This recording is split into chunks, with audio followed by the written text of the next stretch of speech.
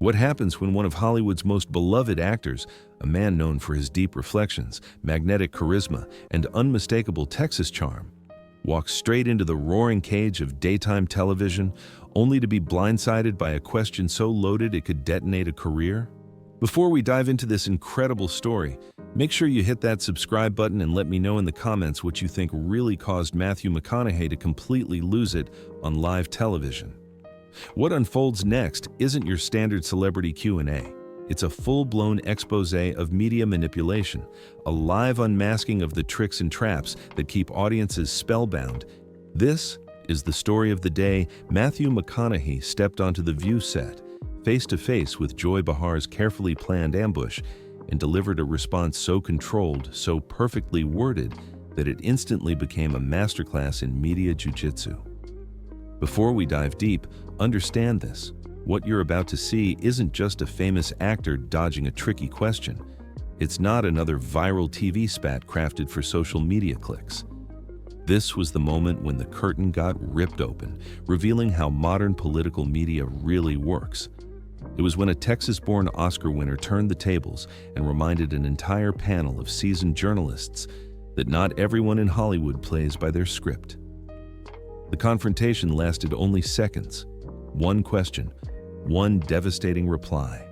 Yet its shockwave rippled across the internet for days, sparking fiery debates about manipulation, labeling, and the illusion of choice in modern journalism. People argued, dissected, debated, not just about what was said, but about how it was said.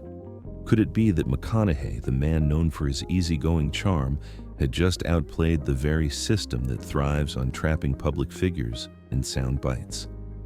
What made the moment legendary wasn't outrage or conflict. It was the precision. He didn't stutter. He didn't panic. He didn't lash out or retreat. Instead, he did something far more dangerous to his interrogator. He exposed the game. He named it, he refused to play it, and he did it all in a single measured sentence, one that would echo across millions of screens and minds tired of the endless gotcha circus. It was verbal Aikido at its purest form, calm, graceful, and devastatingly effective. And Joy Behar never saw it coming. That morning began like any other. The set of The View glowed under its signature golden lighting. The studio audience buzzed with excitement, whispering to each other about finally seeing Matthew McConaughey in person. The cameras hummed. The crew checked sound levels, adjusted lenses, and rehearsed cues like a well-oiled symphony that had played this tune 1,000 times before. Matthew was the headline guest, there to talk about his recent appearance at the U.S. Open, his life, with his wife Camilla and their 3 children, and most importantly, his Green Lights Grant Initiative, a project helping schools access billions in unused federal safety funds. It was supposed to be a lighthearted, wholesome morning. A beloved actor promoting good causes, swapping stories, and sharing laughs. No controversy, no tension, no traps. He walked onto the stage with that trademark confidence, the slow, easy swagger that somehow balanced humility with command. His smile, warm as a Texas sunrise, drew applause that filled the room. The crowd adored him. They weren't just watching a movie star, they were seeing someone who'd stayed grounded despite a career that could have easily inflated his ego. The panel greeted him warmly. Whoopi Goldberg offered her professional yet genuine welcome. Sarah Haynes beamed, clearly thrilled to be in his presence. Sonny Hostin leaned forward, attentive and respectful. Even Alyssa Farah Griffin, the newest host, radiated friendly energy. Everything was perfectly on track. The smiles, the rhythm, the mood, all in harmony. Just what both Matthew's publicist and The View's producers had wanted. Friendly talk, easy laughs, mutual respect, no rough edges. But while the other hosts laughed and engaged, Joy Behar stayed unusually quiet. Her silence wasn't random, it was loaded. Seasoned viewers of The View knew that look on her face. It wasn't open hostility. It was something colder, calculated. The patience of a predator waiting for the exact moment to strike.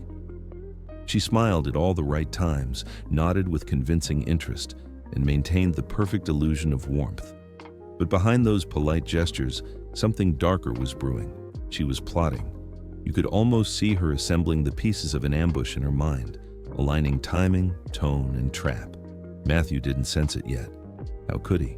Everything felt easy, normal, safe. The interview rolled smoothly.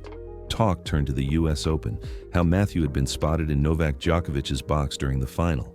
He told stories about Djokovic sprinting to embrace him after the win and how his wife Camilla had known the tennis legend for years. "What a surgeon and a warrior," Matthew said with genuine admiration. "The resilience of what he's done is amazing. I was happy to be in his box, got to sit behind his parents, which was really awesome to see." The audience melted. His voice, that laid-back drawl, made every word sound personal and real. The laughter, the sighs, the applause, it all flowed naturally. This was the kind of effortless charm that producers dream of capturing. Then came the shift to family life. The tone softened, the energy turned tender. "What kind of dad are you?" one host asked. Matthew chuckled. "That's probably a loaded question. I'm a good dad. We got 20 minutes for this answer?" The audience roared with laughter. He went on to share heartfelt reflections, the kind that stopped people mid-smile and made them really listen.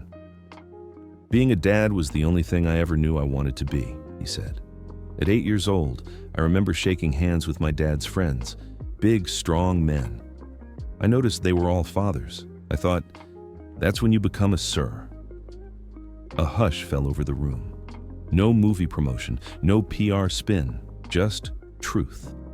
He spoke about how his kids, Levi, Vita, and Livingston, had shown their personalities from the very start, each one unique but consistent since birth. "The same things I was writing about them at 2 years old," he said, "match exactly who they are now." The studio soaked in the warmth of his words. Even the crew, usually too focused on their monitors to react, seemed quietly moved. Matthew had reminded everyone, hosts, audience, and millions watching, that behind the fame was a father, a husband, a man who'd never lost touch with what mattered most. The moment was tender, disarming, and beautifully human. But slowly, almost imperceptibly, the air began to shift again. The easy glow of sincerity started to dim as the conversation tiptoed into heavier territory, the kind that could turn soft talk show smiles into tight, polite ones in a heartbeat. The panel moved to the topic of Uvalde, Matthew's hometown, the site of the horrifying Robb Elementary School shooting. The tone in the studio dropped immediately. You could feel the emotional gravity settling over the room. Matthew's voice softened, his accent deepening slightly as he spoke about the tragedy that had scarred his community. He described standing at the White House with Camila, holding those small green Converse sneakers, Maida Rodriguez shoes, the ones that had become a haunting symbol of innocence lost. The audience went silent. The hosts nodded solemnly. It was no longer entertainment, it was truth laid bare. "After that," Matthew said, "I knew talk wasn't enough. We needed to act." His tone was low, steady, and powerful, not performative, not political. Real. Joy Behar's face seemed to soften as well. For a moment, even she couldn't hide the respect. "I want to applaud you," she said, "for being so outspoken against violence, especially gun violence."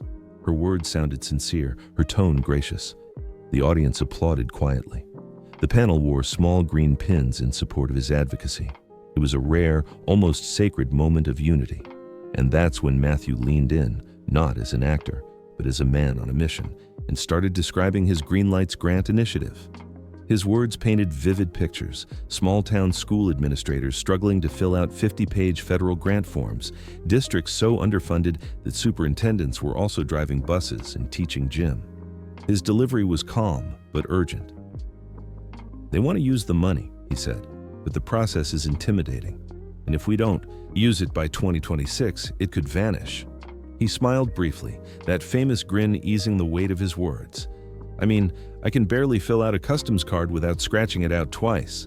Laughter rippled through the crowd, but beneath it was admiration. This wasn't Hollywood activism, this was action, grounded, detailed, real. Everything about the moment felt right. The conversation had balance, heart, intelligence, purpose. Even the cynics in the audience seemed disarmed. For once, it felt like the view had created something honest, something meaningful. But sitting at the far end of the table, Joy Behar's silence lingered like a gathering storm. She nodded at all the right moments, smiled when appropriate, even laughed once or twice. But the gleam in her eyes said something else entirely. She wasn't done. She was waiting. And anyone who had watched Joy for years knew that look, the look of a hunter measuring distance before the strike. The shift happened so subtly, most people missed it. The applause from Matthew's comments about school safety faded, and Joy leaned forward slightly, her smile tightening at the corners. Her voice came smooth and deceptively casual. In 2021, she began, "You considered a run for governor of Texas, right?" It was framed as curiosity, but Matthew's instincts kicked in instantly. He gave a careful nod. "Yeah," he said slowly. "I thought about it." The audience reacted with small gasps and murmurs. They remembered the headlines. Joy pressed on, her tone still friendly, almost too friendly. "Do you think political office is in your future? Can you see that?" It was, on the surface, a fair question, logical even. But there was something in her phrasing, in the timing, that hinted at another layer. A setup. Matthew gave a balanced answer, the kind that reveals thought without revealing too much. "If it's where I'd be most useful," he said, his voice measured, "then yeah, maybe." The crowd responded warmly, hearing sincerity, not ambition. But Joy wasn't smiling anymore. She'd gotten him comfortable. Now she was ready to spring the trap. Her next question dropped like a cold knife on the table. "Do you think you could get elected in Texas being anti-gun?" The energy in the room flipped, instantly. The lighthearted warmth evaporated into tension, so sharp you could almost feel the oxygen leave the air. The cameras kept rolling, but even through the lenses you could sense the collective stillness, the kind that comes when everyone realizes something dangerous has just been said. It wasn't just a question, it was a provocation wrapped in bait, sharpened with labels. The phrase anti-gun was the weapon, a loaded term designed to ignite division, no matter what answer followed. If Matthew said yes, he'd be branded naive, out of touch with Texas culture, the rugged, independent identity he'd grown up with. If he said no, he'd seem like he was abandoning his principles, betraying the emotional core of his advocacy. Either way, Joy would have her soundbite, a headline to twist and replay, proof that she'd cornered the Hollywood star. Even the other hosts seemed to sense the ambush. Whoopi's face tightened. Sarah shifted in her seat. Sonny's expression flickered with discomfort. The producers behind the glass likely froze mid-breath, realizing this wasn't just a tense moment, it was a moment that could explode. Matthew's demeanor changed, but subtly. His smile lingered, though it became controlled, almost surgical. His eyes sharpened with focus, reading Joy's tone like a script he'd seen 100 times before. His voice slowed. "Do I think I could get elected in Texas being anti-gun?" he repeated, the words deliberate, echoing slightly in the still air. The repetition wasn't hesitation, it was analysis. He was unpacking the architecture of the trap before answering. The audience leaned in. The silence was electric. Then, calmly, he delivered the counterstrike.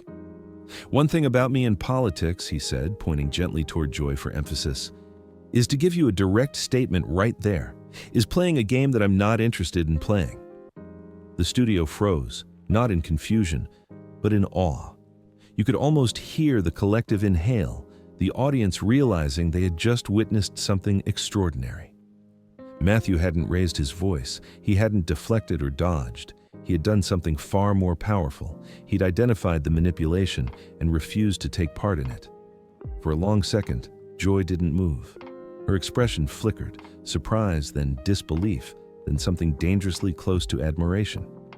She had just been outmaneuvered, cleanly and publicly.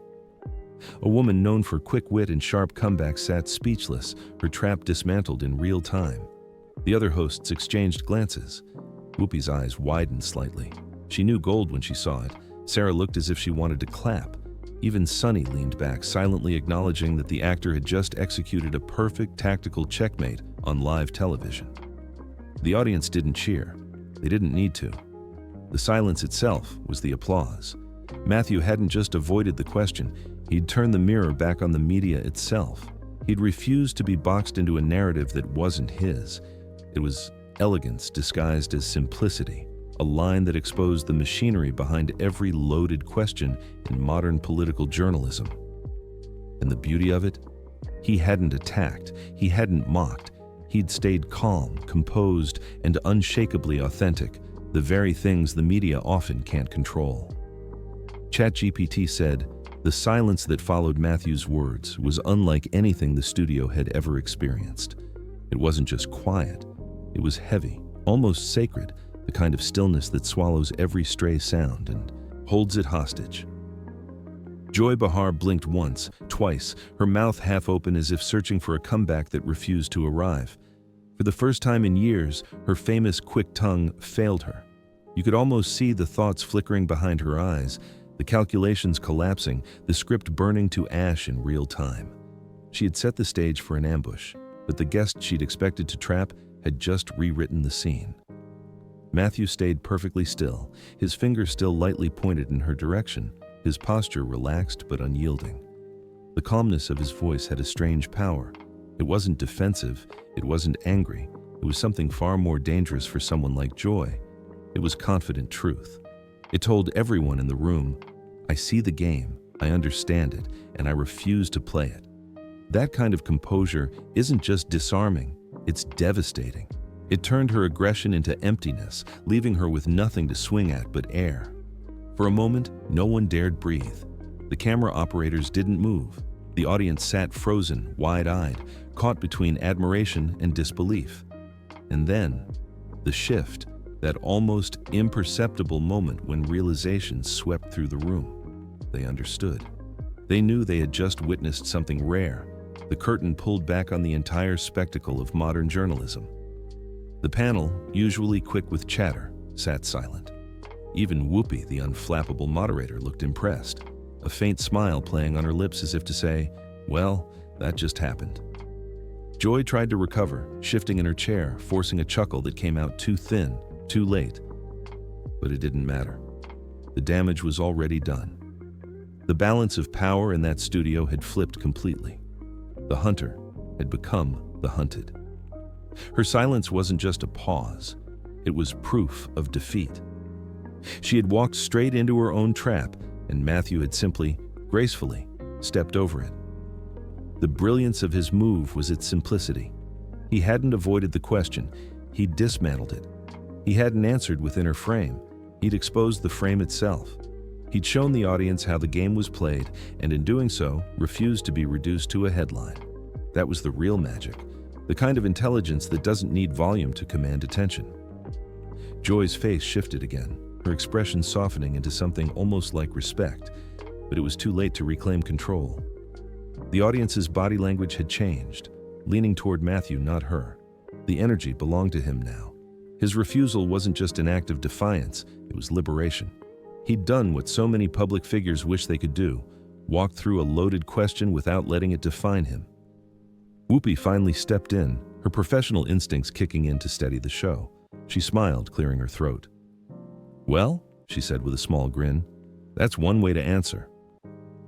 The audience laughed, not at Matthew, but with him.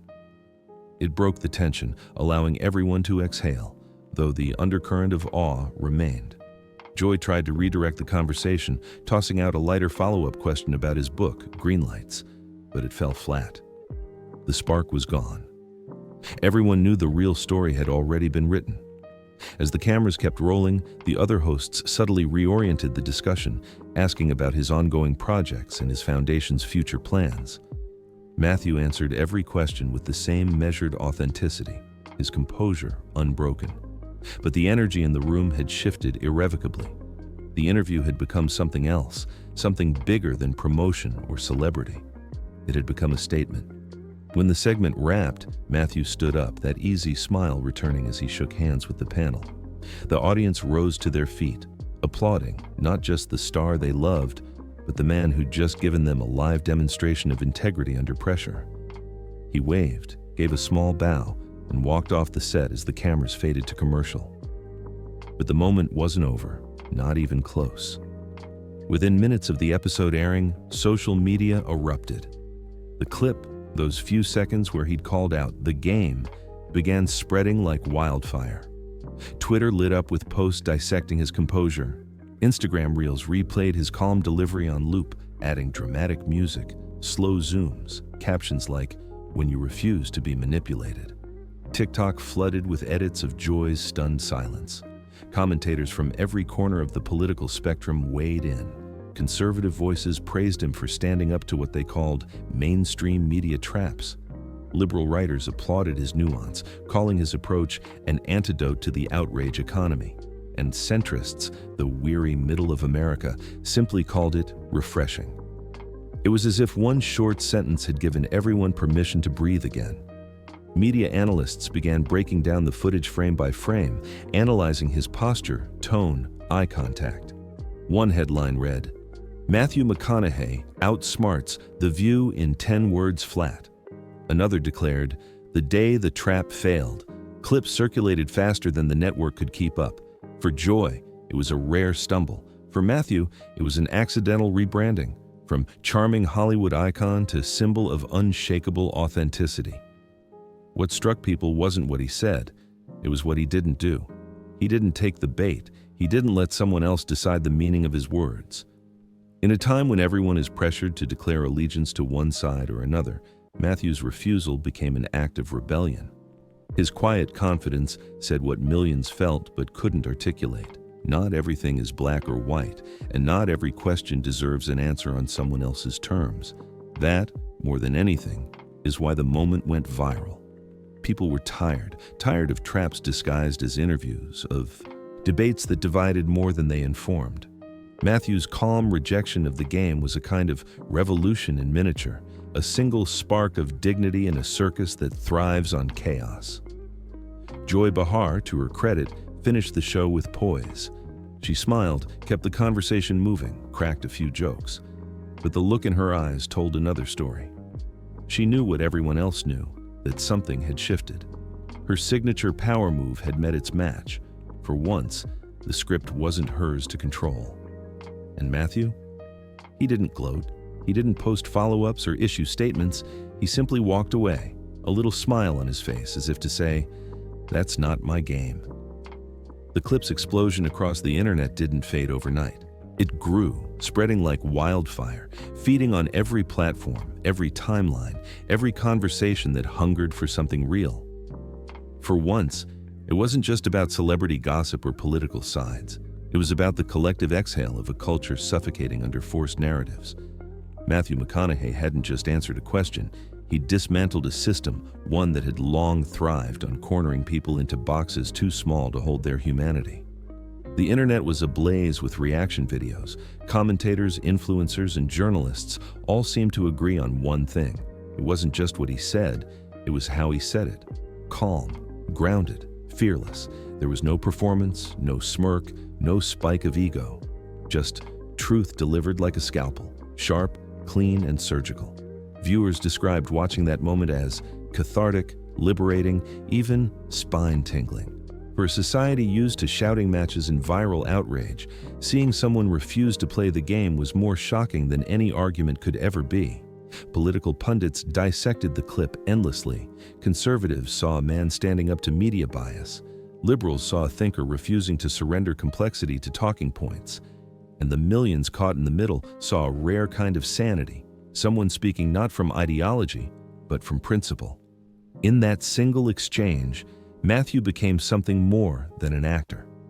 He became a symbol of composure, authenticity, and the courage to say no to the manipulation masquerading as discourse.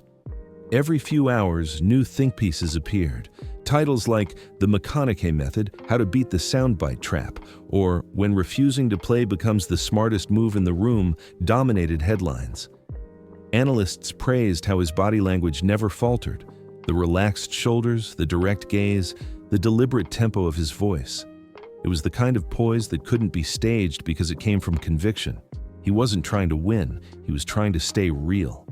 And in a culture addicted to performance, that was revolutionary.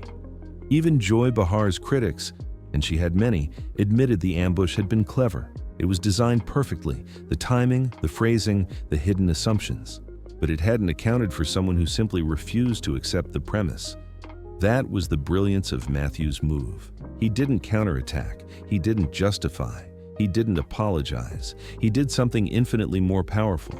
He stepped outside the game entirely. He broke the loop. And in doing so, he reminded millions watching that power doesn't always roar. Sometimes it just refuses to flinch. The days that followed cemented the moment as cultural legend. Late-night hosts replayed the exchange, half in admiration, half in disbelief. Memes popped up everywhere, screenshots of Joy's frozen expression paired with captions like, "When you realize your question just imploded." Comment sections filled with variations of the same sentiment. Finally, someone said no. It wasn't rebellion for rebellion's sake, it was clarity, a refusal to let someone else hold the pen that writes your story. Matthew didn't make a victory lap. He didn't release a statement or comment on the attention. Instead, he went right back to work, promoting his initiative, speaking at schools, staying focused on his mission.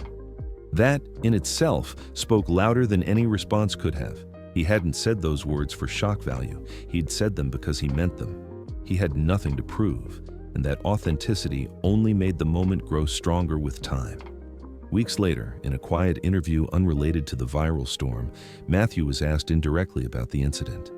He smiled that familiar, easy smile, half amusement, half wisdom, and said, "Sometimes the most honest answer is to not play the game at all." It wasn't defiance, it was understanding. The kind that only comes from experience, humility, and a refusal to surrender one's voice to the noise. And that's how it ended, not with fireworks or scandal, but with silence. A calm, echoing silence that still lingers when people rewatch that clip. Because beyond the headlines, beyond the politics, beyond the viral frenzy, there was something deeply human about it. A man looked into the eyes of a system built on manipulation and said no, calmly, fearlessly, and completely. He walked onto that stage as a beloved actor.